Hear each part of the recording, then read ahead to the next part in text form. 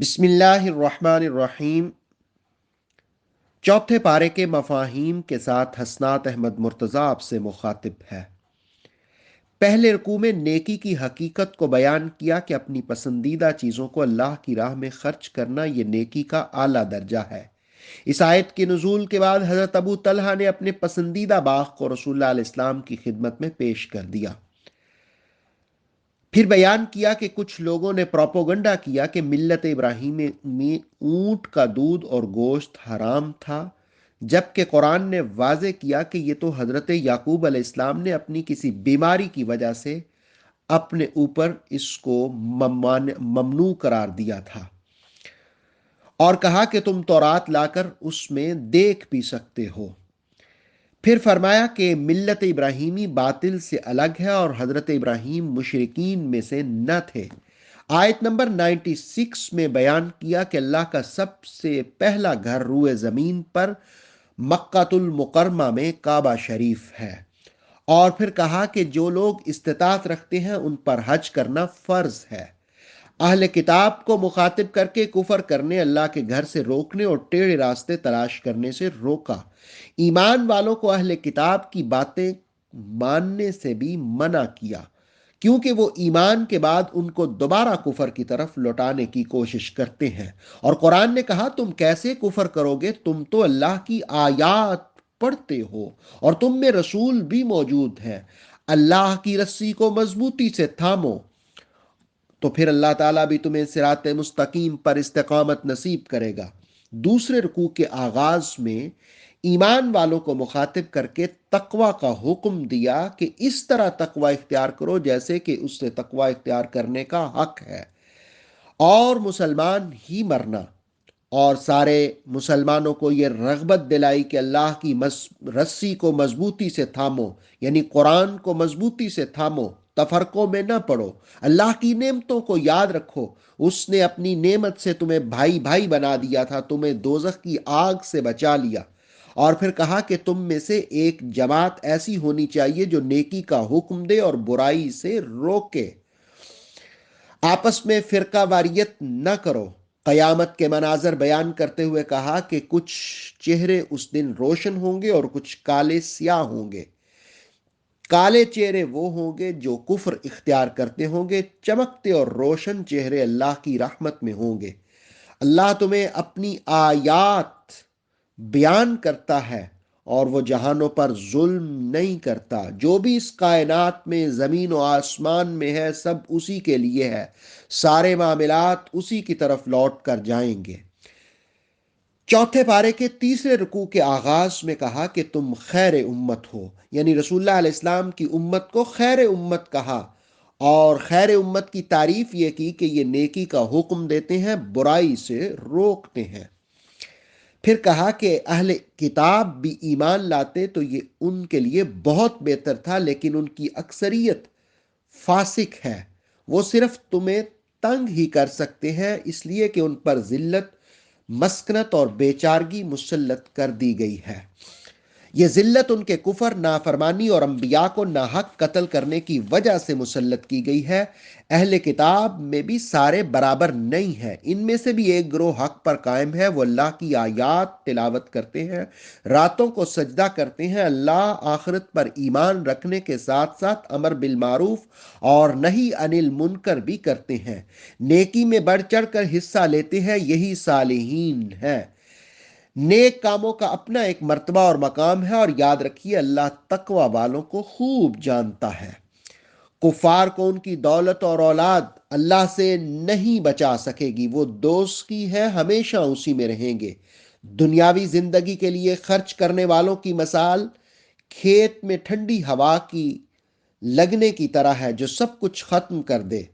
ईमान वालों, तुम गैरों को अपना जिगरी दोस्त ना बनाओ, वो तुम्हें दिल से नापसंद करते हैं, उनके जाहिर और बातिन यकसा नहीं है, उनके सीने में तुम्हारे बारे में खूब हसद और बुग़्ज़ है। तुम तो उन्हें कल्बी तौर पर अच्छा समझते हो, लेकिन वो तुम्हारे बारे में गुस्सा रखते हैं। महबूब फरमाइए, मूतू बिगैज़िकुम, गुस्से की आग में जलकर मर जाओ। अल्लाह دلوں سینوں کے احوال سے خوب واقف ہے۔ مسلمانوں، اگر تمہیں کوئی بھلائی پہنچے تو ان کو بہت برا لگتا ہے، اور اگر کوئی تمہیں تکلیف پہنچے تو بڑے خوش ہوتے ہیں۔ مسلمانوں، صبر کرو، اللہ سے ڈرو، وہ تمہارا کچھ نہیں بگاڑ سکیں گے، اور اللہ ان کے اعمال کا احاطہ کیے ہوئے ہے۔ چوتھے پارے کے چوتھے رکوع کے آغاز میں غزوہ احد کے لیے روانگی کا ذکر ہوا۔ میدان احد میں مسلمان اور کافر آمنے سامنے ہوئے۔ مسلمانوں کے ساتھ منافقین بھی شامل ہوئے۔ وہ 300 کے قریب افراد تھے جو راستے ہی سے واپس لوٹ گئے، لیکن اللہ نے مسلمانوں کی خاص مدد فرمائی۔ آیت نمبر 123 میں بدر میں اللہ تعالیٰ کی نصرت و مدد کا ذکر ہوا کہ مسلمان تعداد میں کم تھے، لیکن رب کریم نے پہلے 3000 فرشتوں کے ذریعے ان کی مدد کی۔ پھر اہل اسلام کے صبر اور تقوی کا ذکر ہوا کہ اللہ نے ان کی پھر مزید 5000 فرشتوں کے ذریعے بدر میں مدد فرمائی، تاکہ مسلمانوں کو فتح نصیب ہو، اور مسلمانوں کو فتح کی بشارت سنائی تاکہ ان کے دل مطمئن ہو جائیں۔ کچھ لوگوں نے رسول کریم علیہ السلام کو تکلیف پہنچائی تو اللہ تعالیٰ نے فرمایا ان کا معاملہ اللہ تعالیٰ پر چھوڑ دیں۔ رکوع کے اختتام پر اس بات کا تذکرہ ہوا کہ زمین و آسمان میں جو کچھ بھی ہے وہ اللہ ہی کے لیے ہے، وہ جسے چاہے معاف فرما دے اور جسے چاہے عذاب دے۔ اللہ تعالیٰ معاف کرنے والا رحیم ہے۔ پانچویں رکوع میں ایمان والوں کو مخاطب کر کے کہا کہ سود دگنا چگنا مت کھاؤ، اللہ سے ڈرو، کامیابی تمہارا مقدر بنے گی۔ آگ سے بچو جو کافروں کے لیے تیار کی گئی ہے۔ اللہ اور اس کے رسول کی اطاعت کرو تاکہ تم پر رحمت کی جائے۔ اپنے رب کی مغفرت کی طرف بڑھو اور جنت کی طرف بڑھو۔ جنت کی وسعت چوڑائی زمین و آسمان جتنی ہے، اور تقوی والوں کے لیے اللہ نے اسے تیار کر رکھا ہے۔ تقوی والے خوشحالی اور تنگ دستی میں بھی خرچ کرتے ہیں، غصے کو کنٹرول کرتے ہیں اور لوگوں کو معاف کرتے ہیں۔ اللہ نیکی کرنے والوں سے محبت فرماتا ہے۔ آیت نمبر 135 میں کہا گیا، جو بے حیائی کرے یا اپنے اوپر ظلم کرے تو انہیں چاہیے کہ وہ اللہ کا ذکر کرے، اللہ سے معافی مانگے اور دوبارہ گناہ نہ کرنے کا عزم کرے، تو پھر اللہ رب العالمین انہیں معاف فرما دے گا اور جنت دے گا جس کے نیچے نہریں رواں دواں ہوں گی۔ پھر کائنات میں عروج و زوال کی کئی داستانیں ہیں۔ زمین میں چل پھر کر دیکھو جھٹلانے والوں کا انجام کیا ہوتا ہے۔ یہ ساری باتیں تقوی والوں کو سمجھانے اور نصیحت کے لیے کی جاتی ہیں۔ ہمت نہ ہارو، غم نہ کرو، اللہ تمہیں کامیابی دے گا اگر تم سچے مومن ہو۔ غزوہ احد میں مسلمانوں کو کچھ نقصان ہوا تو انہیں سمجھایا کہ اس سے پہلے بدر میں تم بھی اپنے مخالفین کو خوب نقصان پہنچا چکے ہو۔ اللہ تعالیٰ ہار جیت کے ذریعے دنوں کو پھیرتا رہتا ہے۔ اللہ تعالیٰ ایمان والوں اور شہداء کو ظاہر نکھارتا ہے، لیکن ظالموں کو دوست نہیں رکھتا۔ جنت میں جانے والوں کے لیے ان کو آزمائشوں سے گزرنا پڑتا ہے۔ یہ آزمائشوں کے ذریعے اللہ مسلمانوں کو نکھارتا ہے اور مخالفین کو مٹاتا ہے۔ چوتھے پارے کے چھٹے رکوع میں اس بات کا ذکر ہوا کہ غزوہ احد میں افواہ اڑا دی گئی کہ معاذ اللہ محمد صلی اللہ علیہ وسلم کو شہید کر دیا گیا ہے۔ اس سے خوف و ہراس پھیلا تو اللہ تعالیٰ نے یہ آیت وَمَا مُحَمَّدٌ إِلَّا رَسُولٌ قَدْ خَلَتْ مِن قَبْلِهِ الرُّسُلُ نازل فرما کر مسلمانوں کی تربیت کی اور ان کے حوصلے بلند فرمائے۔ آیت میں واضح کیا رسول اور نبی پہلے بھی تشریف لائے تھے، لیکن وہ تشریف لے بھی گئے، لیکن تمہیں ایمان پر استقامت اختیار کرنی ہوگی۔ محمد صلی اللہ علیہ وسلم بھی رسول اور نبی ہیں، ان کے بعد بھی تمہیں اسلام سے پھرنا نہیں بلکہ قائم رہنا ہے۔ ہر شخص کی موت اسی وقت آتی ہے جب اللہ کا حکم آتا ہے۔ جو شخص دنیاوی فائدے چاہتا ہے اس کو دنیا ملتی ہے، اور جو آخرت چاہتا ہے اس کو آخرت کا اجر دیا جاتا ہے۔ مسلمانوں، شکر گزار بنو۔ کتنے ہی انبیاء اور اللہ والے آزمائشوں سے گزرے، لیکن انہوں نے ہمت نہیں ہاری، اللہ کی راہ میں کمزوری نہیں دکھائی۔ اللہ تعالیٰ صبر کرنے والوں سے محبت فرماتا ہے۔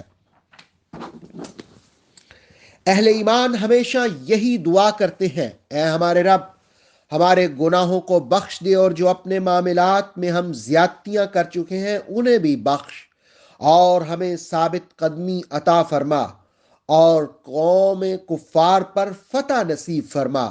اللہ تعالیٰ پھر دنیا و آخرت میں عمدہ ثواب دیکھتا ہے، اور اللہ نیکوکاروں کو پسند کرتا ہے۔ چوتھے پارے کے 7ویں رکوع میں ایمان والوں کو مخاطب کر کے کہا گیا، کفار کی پیروی نہ کرو، اگر تم ان کی باتیں مانو گے تو خسارہ اور نقصان اٹھاؤ گے۔ اللہ تعالیٰ تمہارا حامی اور مدد فرمانے والا ہے۔ شرک کی وجہ سے کفار کے دلوں میں رعب ڈال دیا جاتا ہے، پھر ان کا ٹھکانہ دوزخ ہے اور بہت بری جگہ ہے۔ آیت نمبر 152 میں غزوہ احد میں ان مسلمانوں کا ذکر ہوا جن کو رسول کریم صلی اللہ علیہ وسلم نے ایک جگہ متعین فرمایا اور انہیں حکم دیا کہ جب تک میں نہ کہوں تم نے یہ جگہ نہیں چھوڑنی، لیکن غنیمت کے حصول میں وہ اپنی جگہ پر قائم نہ رہے، جس سے مسلمانوں کو نقصان اٹھانا پڑا۔ اللہ تعالیٰ نے فرمایا، تم دنیا کے حصول میں لگ گئے جبکہ کچھ آخرت کی کوشش کر رہے تھے۔ اللہ تعالیٰ نے تمہاری آزمائش کی اور پھر مسلمانوں پر فضل فرمانے والا ہے۔ آیت نمبر 153 میں بیان کیا کہ رسول معظم تمہیں بلا رہے تھے اور تم دور بھاگے جا رہے تھے، جس کی وجہ سے تمہیں تکلیف پہنچی، پھر غم و اندوہ کے بعد اللہ نے تمہیں پھر سے راحت عطا فرمائی۔ کچھ منافقین کہہ رہے تھے کہ اگر نہ جاتے غزوہ میں تو شہید نہ ہوتے۔ رب کریم نے فرمایا، جن کی موت آئی تھی ان کو مقررہ وقت پر مقررہ جگہ پر ہر صورت پہنچا دیا جاتا ہے۔ اللہ تعالیٰ دلوں اور سینوں میں جو بھی ہے اس کو ضرور آزماتا ہے، اور سینوں کے رازوں سے وہ خوب واقف ہے۔ آخری آیت میں کہا کہ جن کو شیطان نے پھسلا دیا اور واپس لوٹ کے صدق کے دل سے معافی مانگے تو انہیں بھی معاف کر دیا جائے گا، اللہ غفور الرحیم ہے۔ چوتھے پارے کے 8ویں رکوع میں ایمان والوں کو سمجھایا، زندگی اور موت دینے والا اللہ ہے، تم ایسا رویہ اختیار نہ کرو کہ یہ کہنے لگو کہ اگر وہ میدان میں نہ جاتا یا فلاں علاقے میں ہوتا تو بچ جاتا، مارا نہ جاتا۔ یہ سب دلوں کی حسرتیں ہیں، اصل بات یہ ہے کہ فی سبیل اللہ مر جانے والوں کے لیے مغفرت اور رحمت ہے۔ آخر کار سب نے اللہ ہی کی بارگاہ میں حاضر ہونا ہے۔ آیت نمبر 159 میں رسول کریم صلی اللہ علیہ وآلہ وسلم کے اخلاق عالیہ کو بیان کیا کہ آپ نرم دل ہیں، اگر سخت دل ہوتے تو لوگ منتشر ہو جاتے، آپ کے ارد گرد نہ ہوتے۔ درگزر کرنے اور مشاورت کا بھی بیان ہوا، توکل کی نصیحت کر کے فرمایا اللہ توکل کرنے والوں سے محبت فرماتا ہے۔ پھر کہا کہ حدود اللہ اللہ کی طرف سے ہے، انہیں قائم رکھا جائے، اور مدد بھی اللہ کی طرف سے ہے، مسلمانوں کو اللہ ہی پر بھروسہ رکھنا چاہیے۔ آیت نمبر 161 میں غنیمت میں خیانت کرنے سے منع کیا اور کہا جو خیانت کرے گا قیامت والے دن سب کچھ سامنے آ جائے گا، ہر شخص کو وہاں پورا پورا اجر دیا جائے گا۔ پھر کہا اللہ کی رضا حاصل کرنے والا اور غضب الہی کا شکار برابر نہیں ہو سکتے، غضب کا شکار دوزخ میں جائے گا اور رضا حاصل کرنے والے اپنے اعمال کے مطابق بلند درجات حاصل کریں گے۔ آیت نمبر 164 میں رسول کریم صلی اللہ علیہ وسلم کو مبعوث فرمانے کا ذکر ہوا کہ مومنوں پر اللہ نے احسان کیا۔ پھر آپ صلی اللہ علیہ وسلم کی صفات بیان کی کہ آپ آیات کی تلاوت کرتے ہیں، تزکیہ کرتے اور کتاب و حکمت سکھاتے ہیں۔ پھر غزوہ احد میں نقصان ہونے پر مسلمانوں کو سمجھایا، اس میں شک نہیں کہ تم حق کے دین پر ہو، لیکن حالات مختلف ہوتے رہتے ہیں۔ اس سے پہلے تم بدر میں بھی فتح حاصل کر چکے ہو، ادھر ادھر کی باتیں مت کرو، اللہ دلوں کے حالات سے خوب واقف ہے۔ اور جو لوگ شہید ہو چکے ہیں، آیت نمبر 168 میں کہا کہ انہیں مردہ گمان بھی نہ کرنا، وہ زندہ ہیں اور اپنے رب کے ہاں وہ رزق بھی دیے جاتے ہیں۔ اللہ نے انہیں جو نعمتیں عطا فرمائی ہیں اس پر وہ بہت خوش ہیں، ان پر کوئی خوف اور حزن نہیں ہے۔ تم بھی اللہ کی نعمتوں پر خوش رہو، اللہ رب العالمین کسی کا اجر ضائع نہیں فرماتا۔ چوتھے پارے کے 9ویں رکوع میں غزوہ احد میں مسلمانوں کو جو نقصان پہنچا تو ابو سفیان نے مقام روحہ پر جا کر کہا، آج ہمیں مسلمانوں کا کام تمام کر دینا چاہیے تھا۔ وہ دوبارہ حملہ کی منصوبہ بندی کر رہا تھا تو رسول کریم صلی اللہ علیہ وسلم کو خبر ملی۔ آپ نے تھکے ماندے اور زخموں سے چور مسلمانوں سے پوچھا تو انہوں نے لبیک کہا اللہ اور اس کے رسول کی آواز پر۔ تو آیت نمبر 172 میں انہیں اجر عظیم کی بشارت دی۔ ابو سفیان نے احد کے بعد آئندہ سال بدر میں مقابلے کا چیلنج کیا تو رسول اللہ علیہ الصلوۃ والسلام نے اسے بھی قبول فرمایا۔ پھر مشرکین مکہ راستے سے واپس لوٹ گئے، جبکہ مسلمانوں نے حسبنا اللہ و نعم الوکیل کہہ کر آگے بڑھے۔ بدر میں مسلمانوں کو تجارت سے نفع ہوا، بغیر جنگ کے فاتح بن کر واپس لوٹے۔ احد کے بعد کچھ منافقین نے اپنے لبادہ اسلامی کو اتار دیا تو اللہ نے فرمایا محبوب آپ غم نہ کریں، ان کی منافقت بے نقاب ہو گئی ہے، وہ مسلمان تو تھے ہی نہیں۔ آیت نمبر 178 میں کفار سے کہا گیا کہ تمہیں جو مہلت ملی ہے یہ تمہارے لیے بہتر نہیں ہے، مہلت تمہیں اس لیے دی تھی کہ تم خوب گناہ کر لو، پھر تمہیں ذلیل کرنے والا عذاب ملے گا۔ منافقین اب تک مسلمانوں کی صفوں میں شامل تھے، اپنے تئیں وہ کہتے کہ ہمارا تو پتہ ہی نہیں ان کو چلتا۔ رسول کریم صلی اللہ علیہ وسلم نے فرمایا میری امت میرے سامنے پیش کی گئی اور مجھے علم دیا گیا، کون آپ پر ایمان لائے گا اور کون کفر کرے گا۔ اس پر منافقین از راہ مذاق کہتے کہ ہمارا تو پتہ ہی نہیں چلتا ان کو، یہ کہتے ہیں کہ مجھے پتہ ہے، ہم تو ہر وقت مسلمانوں کی صفوں میں گھسے ہوتے ہیں۔ ان کی ان باتوں پر رسول کریم علیہ السلام منبر پر جلوہ افروز ہوئے، حمد و ثنا کے بعد فرمایا اس قوم کا کیا حال ہوگا جو میرے علم کے بارے میں باتیں کرتے ہیں۔ آپ نے فرمایا آج پوچھو، آج سوال کرو۔ پھر رسول کریم علیہ السلام نے اس وقت سے قیامت تک ہونے والی ہر بات کے بارے میں کہا کہ پوچھ لو میں جواب دوں گا۔ عبداللہ ابن حذافہ کے بارے میں لوگ ان کے باپ کے حوالے سے تان کرتے تھے، وہ اٹھے اور انہوں نے کہا یا رسول اللہ میرا باپ کون ہے؟ رسول اللہ علیہ السلام نے فرمایا حذافہ۔ حضرت عمر نے معذرت کی، اس وقت آیت 179 نازل ہوئی جس میں کہا گیا اللہ تعالیٰ اپنے رسولوں میں جسے چاہتا ہے اسے چن لیتا ہے اور اسے علم غیب عطا فرماتا ہے۔ تمہارا کام ہے کہ اللہ رسول پر ایمان لاؤ، تقوی اختیار کرو تاکہ تمہیں اجر عظیم ملے۔ پھر رکوع کے اختتام پر بخل اور کنجوسی کرنے والوں سے کہا کہ دولت اور بخل تمہارا طوق قیامت والے دن بن جائے گا، اللہ تعالیٰ تمہارے اعمال کو خوب جانتا ہے۔ چوتھے پارے کے 10ویں رکوع میں رسول کریم علیہ الصلوۃ والسلام نے اپنا مکتوب حضرت صدیق اکبر کو دے کر بھیجا تو اس بات کا ذکر ہوا کہ بنو قینقاع قبیلہ کو جس وقت دعوت اسلام دی اس میں نماز روزہ کی تاکید تھی اور یہ بھی درج تھا کہ اللہ کو قرض حسنہ دو۔ اللہ کو قرض حسنہ دینے کا مطلب یہ کہ اللہ کی راہ میں خرچ کرو۔ اس پر ایک شخص نے مذاق اڑایا تو حضرت صدیق اکبر نے اسے تھپڑ رسید کیا تو انہوں نے شکایت کی اور اپنی گستاخی کا انکار کیا۔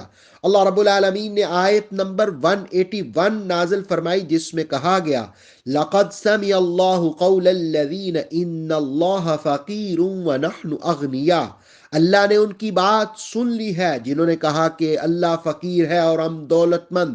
گویا اللہ نے اس آیت کے نزول کے ساتھ ان کو بے نقاب فرمایا اور صدیق اکبر کی تصدیق ہو گئی۔ اس کے بعد فرمایا کہ انبیاء کو ناحق قتل کرنے والے عذاب کا مزہ چکھیں گے۔ کچھ لوگوں نے قربانی کے حوالے سے معجزہ طلب کیا تو قرآن نے کہا رسول کریم علیہ السلام سے پہلے انبیاء کرام عظیم معجزات کے ساتھ آئے تھے، تو تم نے ان کو کیوں قتل کیا؟ اگر تم سچے ہو تو بتاؤ۔ حقیقت یہ ہے کہ تم نے پہلے رسول صلی اللہ علیہ وسلم کو واضح معجزات کے باوجود جھٹلا دیا۔ یاد رکھو، ہر نفس نے موت کا ذائقہ چکھنا ہے، کل نفس ذائقۃ الموت۔ قیامت میں اعمال کا پورا پورا اجر ملے گا۔ اس دن جو عذاب سے بچ گیا وہ کامیاب ہوگا۔ آیت نمبر 186 میں دولت اور جانوں کے ذریعے آزمانے کا ذکر ہوا۔ صبر اور تقوی کو بڑی ہمت کا کام کہا گیا۔ آیت نمبر 187 میں اہل کتاب سے میثاق کا تذکرہ ہوا کہ کتاب میں کھول کر بیان کیا، اسے مت چھپانا، لیکن انہوں نے دولت کے لالچ میں اسے پسے پشت ڈال دیا۔ کتاب کے بدلے دنیاوی مال اور دولت حاصل کرنے والے خوش نہ ہوں گے اور نہ ہی امید رکھیں کہ ان کی تعریف کی جائے گی، ان کے لیے سخت عذاب ہوگا۔ یاد رکھو، اللہ ہی کے لیے زمین و آسمان کی بادشاہی ہے، اللہ ہر چیز پر قادر ہے۔ چوتھے پارے کے 11ویں رکوع میں سورہ آل عمران کا آخری رکوع بھی یہ ہے۔ اس کے آغاز میں توحید تکوینی دلائل کو دہرایا گیا، پھر اہل عقل کی نشانی بیان کی گئی کہ وہ اللہ کا ذکر اٹھتے بیٹھتے، پہلوؤں پر لیٹتے، حتیٰ کہ ہر حالت میں کرتے ہیں، اور یہ کہتے ہیں کہ اے ہمارے رب، تو نے اس کائنات میں کوئی چیز بھی بیکار نہیں پیدا فرمائی، تو ہی ہمیں آگ کے عذاب سے محفوظ فرما۔ اے ہمارے رب، تو نے جس کو آگ میں داخل کیا وہ ذلیل اور رسوا ہوگا۔ اے ہمارے رب، ہم ایمان کا اظہار کرتے ہیں تو ہمارا رب ہے، ہمارے گناہوں کو معاف فرما، ہماری برائیوں کو مٹا، اور تو نیک لوگوں کے ساتھ ہمیں موت دینا۔ اے ہمارے رب، اپنے رسولوں کے ذریعے تو نے جو ہم سے وعدہ کیا ہمیں قیامت میں رسوا نہ کرنا۔ اے اللہ، قبول فرما، بے شک تو وعدہ خلافی نہیں کرتا۔ اللہ رب العالمین نے مردوں عورتوں سب کی دعاؤں کو قبول فرمایا اور بہتر اجر دیا۔ اللہ بہترین اجر دینے والا ہے۔ آیت نمبر 196 میں کہا کہ کفار کی چہل پہل تمہیں دھوکے میں مبتلا نہ کرے، یہ دنیاوی زندگی کا ساز و سامان ہے، پھر ان کا ٹھکانہ دوزخ ہوگا۔ تقوی والوں کے لیے جنت اور بہترین مہمان نوازی ہوگی۔ اہل کتاب میں سے جو اللہ تعالیٰ اور اس کے نازل کردہ پر ایمان لائے، پھر خشوع اختیار کیا، اللہ کی آیات کی خرید و فروخت نہ کی، تو ان کے لیے بہترین اجر ہے۔ بے شک اللہ جلد حساب لینے والا ہے۔ ایمان والو، صبر اختیار کرو، ثابت قدم رہو اور دینی خدمات کے لیے ہمہ دم کمر بستہ رہو۔ تقوی اختیار کرو تاکہ تم کامیاب ہو۔ پھر سورہ نساء 12ویں رکوع کا آغاز ہوا۔ النساء کا معنی خواتین ہوتا ہے۔ غزوہ احد کے بعد یہ سورہ مقدسہ نازل ہوئی۔ اس میں گھریلو زندگی کو خوشگوار بنانے، یتیم بچوں کی کفالت، خواتین کا مقام اور ان کے حقوق، نکاح و شادی، انفرادی و اجتماعی کردار، وراثت کی تقسیم، اطاعت رسول جیسے اہم مضامین کو بیان کیا۔ 12ویں رکوع کی پہلی آیت میں یا ایھا الناس کہہ کر دنیا بھر کے انسانوں کو مخاطب کر کے انسانیت کی تاریخ اور ہسٹری بتائی گئی کہ تمہیں ایک جان یعنی حضرت آدم سے پیدا کیا، پھر ان کا جوڑا بنایا اور اولاد کا سلسلہ پھیل گیا۔ یاد رکھنا کہ تم سے رحمی رشتوں کے بارے میں سوال کیا جائے گا۔ یتیموں کے حقوق اور مال کی حفاظت کا درس دیا۔ یتیموں کی عمدہ چیزیں لے کر ان کو نکمی اور ردی چیزیں دینے کو کبیرہ گناہ قرار دیا۔ یتیموں کے ساتھ انصاف کا درس دیا۔ 2، 3 اور 4 تک نکاحوں کی رخصت دی۔ اگر عدل اختیار کر سکتے ہو تو، اگر عدل نہیں تو پھر ایک ہی کافی ہے۔ عورتوں کو خوشی سے حق مہر دینے کی ترغیب دلائی۔ یاد رکھیے، حق مہر کا تعلق نکاح سے ہے۔ فی زمانہ بہت سے لوگ یہ سمجھتے ہیں طلاق دینے کی صورت میں ہی حق مہر دینا پڑے گا۔ شریعت کا مزاج سمجھنے کی ضرورت ہے کہ حق مہر کی ادائیگی نکاح کے ساتھ تعلق رکھتی ہے۔ یتیموں کی کفالت کرنے والوں کو سمجھایا کہ ان کی اچھی تربیت کرو، اچھے مشورے دو، ان کے مال کو اس وقت ان کو لوٹاؤ جب وہ سمجھدار ہو جائیں، اور اس سلسلے میں ان کو آزماتے بھی رہو۔ جب تم یہ محسوس کرو کہ وہ نکاح کی عمر کو پہنچ کر سمجھدار ہو چکے ہیں تو معاملات ان کے سپرد کرو، اور اس موقع پر گواہ بھی بنا لو۔ یتیموں کے معاملے میں احتیاط کرو کہ ان کے مال کو جلدی نہ ختم کرو، اللہ تعالیٰ جلد حساب لینے والا ہے۔ والدین جو وراثت چھوڑتے ہیں ان میں مردوں، عورتوں اور اقربا کے بھی حصے ہیں۔ حقداروں سب کو نوازا جائے۔ مال کی تقسیم کے وقت غریب، مسکین اور یتیم آ جائیں تو انہیں بھی ضرور دو، اور ان سے اچھی بات کرو، تقوی اختیار کرو اور درست بات کرو۔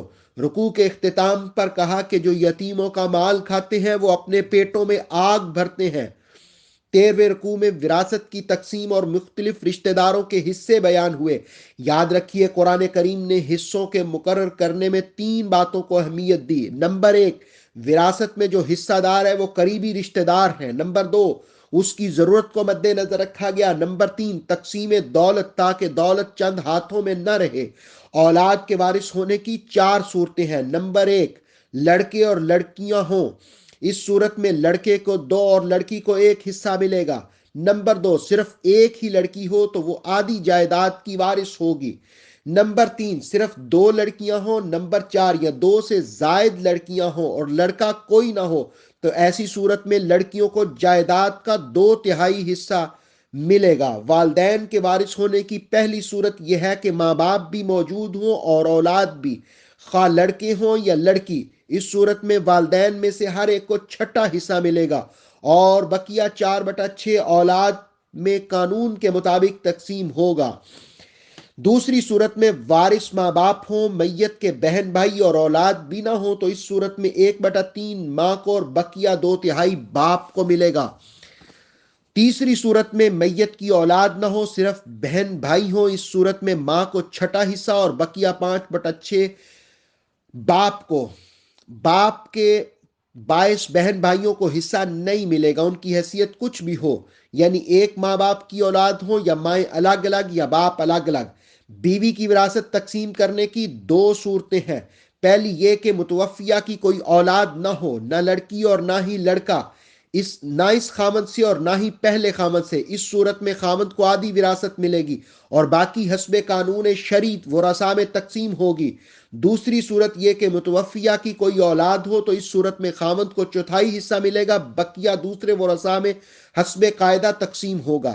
خامد کی وراثت تقسیم کرنے کی بھی 2 صورتیں ہیں۔ نمبر 1، خامد کی کوئی اولاد نہ ہو، نہ موجودہ اور نہ ہی کسی اور بیوی سے، تو 4تھائی بیوی کو ملے گا، چاہے ایک ہو یا زیادہ۔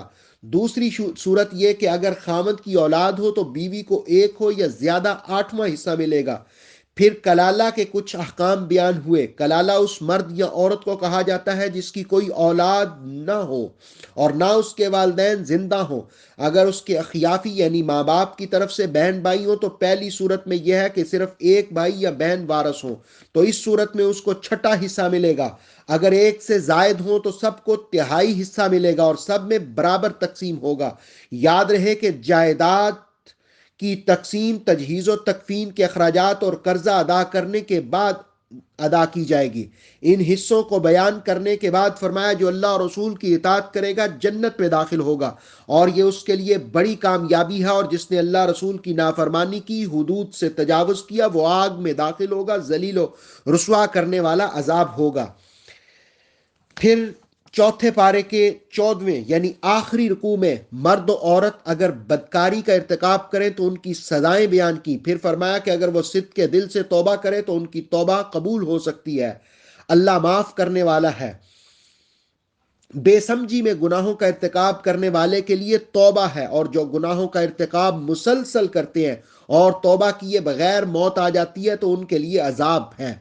دور جاہلیت میں کوئی شخص فوت ہو جاتا ہو تو اس کا بیٹا باپ کی جائیداد کی طرح اس کی بیوی یعنی سوتیلی ماں کا بھی وارث بن جاتا، چاہتا تو اس کا نکاح کسی دوسرے سے کرتا اور حق مہر خود وصول کرتا، یا ساری زندگی بیوگی میں گزارنے پر مجبور کر دیتا۔